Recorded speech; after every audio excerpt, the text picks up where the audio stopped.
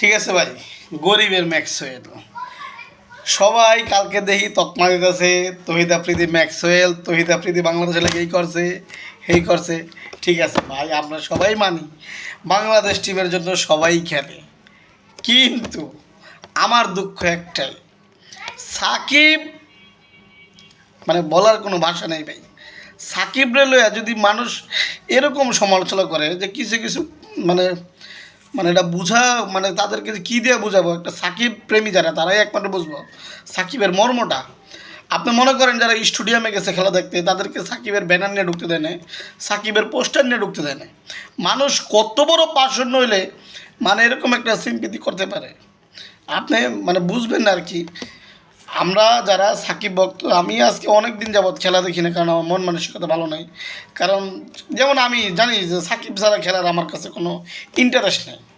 আপনি মনে করেন সাকিবের যারা ভক্ত তারা মাঠে গেছে, সাকিবের পোস্টার নিয়ে তাদেরকে মারধর করছে, হ্যাঁ বলে নানানভাবে অপমান করছে, অপদস্থ করছে কিছু ছাত্র শিবিরের ছেলেপেলে। আমি এগুলো বলতে চাই না, কারণ রাজনীতির কথাবার্তা বলে লাভ নেই ভাই। এখানে গোবরের চড়াচড়ি, এখানে কোনো পদ্মফুল নেই, এখানে সব গোবর, এখানে সব গু, মানে যেই গুতে সব থেকে বেশি বিশ্রী, এটাই হচ্ছে রাজনীতি। আপনি খেলোয়াড়কে কীভাবে সম্মান দেবেন এটা আপনার ব্যক্তিগত ব্যাপার, কিন্তু কোনো খেলোয়াড়কে ছোট করার দায় বাংলাদেশের মানুষের নাই।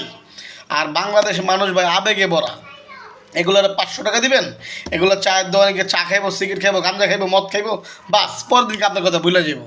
ঠিক আছে, বাংলাদেশের মানুষ দেখবেন, বাংলাদেশের মানুষ আবেগে বিশ্বাসী, বিবেকে না। আপনি যতই মনে করেন যে মানুষ ভালোবাসে না, এই দেশের মানুষ স্বার্থের আসলে সব কিছু করে। আপনি আওয়ামী লীগ আইছে আওয়ামী লীগের স্বার্থ, বিএনপি আইছে বিএনপির স্বার্থ, জামাত এলে জামাতের স্বার্থ। কিন্তু আমার কথা একটা ক্রিকেটারকে নিয়ে এত স্বার্থ কেন? কী স্বার্থ ভাই বলবেন আমারে? যে এই স্বার্থ।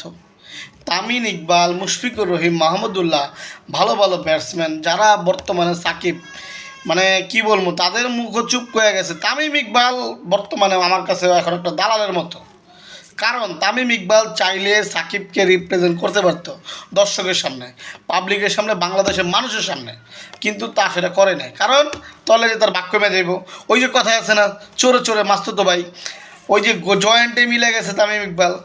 চিন্তা করে সাকিব যদি আসে তাহলে ওর খাওয়া শেষ, ওরাকে পুটকি দিয়েও দেখবো না।